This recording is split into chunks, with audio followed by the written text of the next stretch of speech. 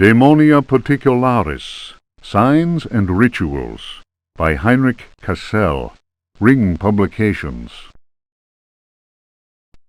The ritual of invocation demands that the officiant be pure. We have already described the complex operations to be followed in order to call those that sleep in superior dimensions. We shall, for the present, limit ourselves to the sign of mutual recognition used amongst their number by adepts of the cult of the Old Ones. The sign also serves as protection when in the presence of a servant of evil. The sign resembles a blessing, save that the first and little fingers are both folded beneath the thumb, whilst the second and third fingers are held up.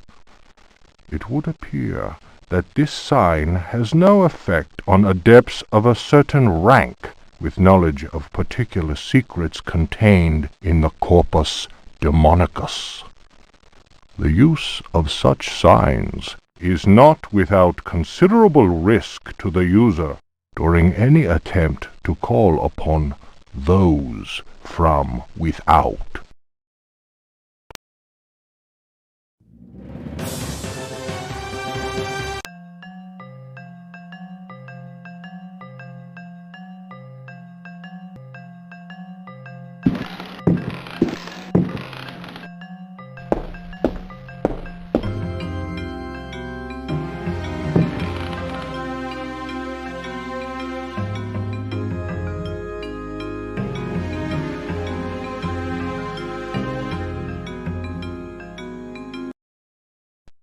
Memories, by Alistair Boleskine. Printed in London, A. Machin, editor, 1833. It was during a conversation with G that one first heard of the New England fishing village of I. The area was apparently the ideal place from which to witness unusual phenomena in space. The quality of the air, along with the conjunction of several favorable factors, made one impatient to get started. Having gleaned what information one could from the British Museum, one set off with all haste. One's work on space and comets in particular had met with a warm response, and one thought it judicious to include several original sketches of the phenomenon, sketches which one felt were sure to arouse a great deal of keen interest in the scientific circles of 1834. One refers naturally to the passage of Halley's comet. Editor's note: Lord Boleskine's memoirs end at this point.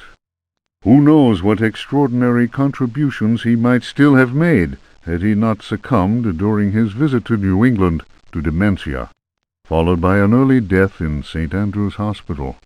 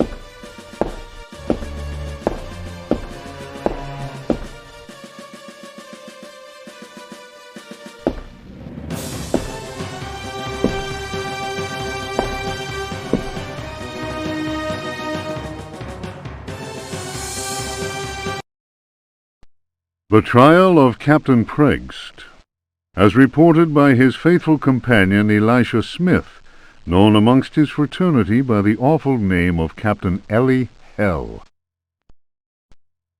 Transcribed from the log found aboard the wreck of the frigate Astarte by H. Hartwood. "By all the devils!" roared Preggst, glaring at William, the judge. "Curse it, Will! It'll take much more than every cannon in the blasted navy to make me change me mind. You're the greatest blackguard that ever joined our fraternity. Am I not Preggst, captain of the Astarte, and bloodiest villain in all the seven seas? Bloody Ezek, they call me. And you think I'll tell you where I hid my treasure?" The tribunal of the Corsairs' fraternity murmured at this.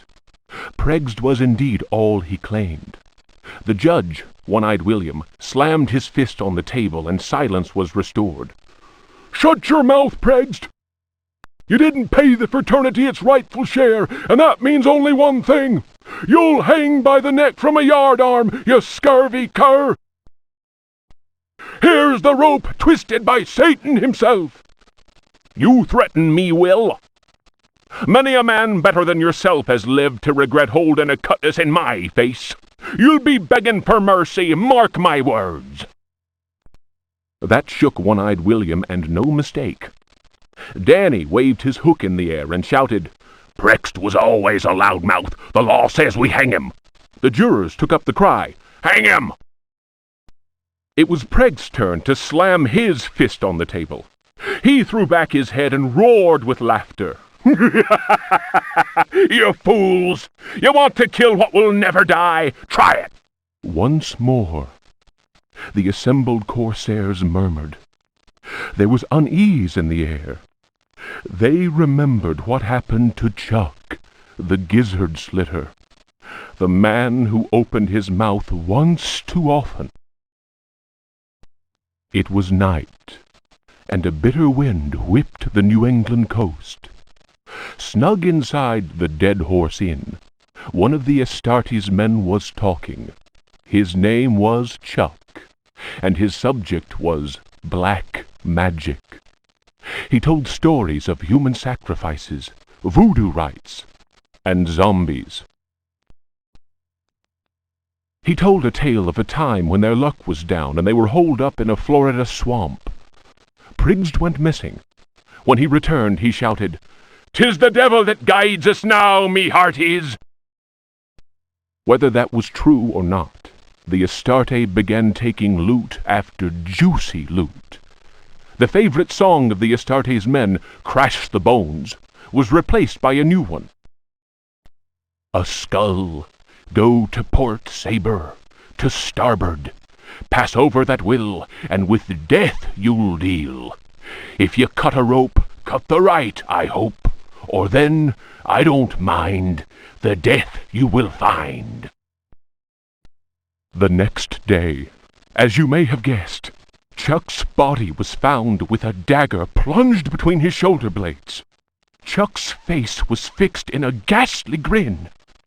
Molten lead had been poured down his throat.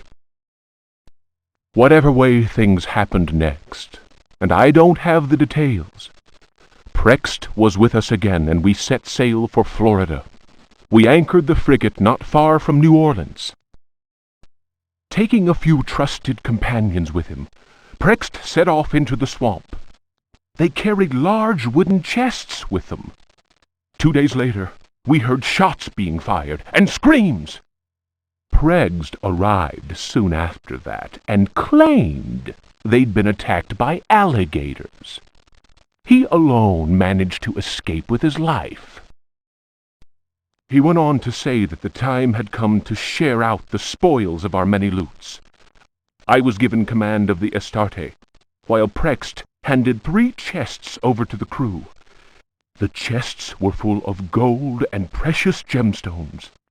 The rum flowed that night, and the stars shone bright. All at once, I noticed a tall man dressed in black.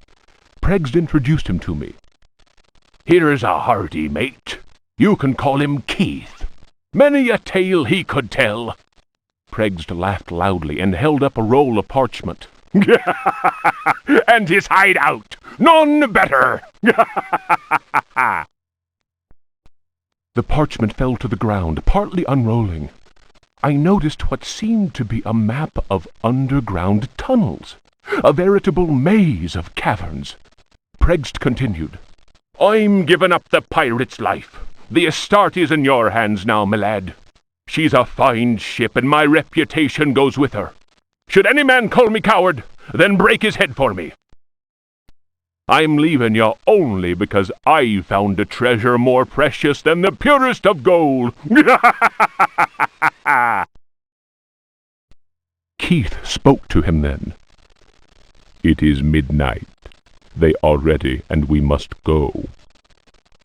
The stranger turned his cold eyes on me and said in a soft, chilling voice, Sometimes Pregged talks too much. Forget what he just said, and maybe you'll live. The fellow's words froze the marrow in my bones, and it was all I could do to mumble, I'll not breathe a word. The canoe slid away into the night. Their torches disappeared in the distance of the swamp. My snoring companions didn't hear the insidious rhythm of far-off drums.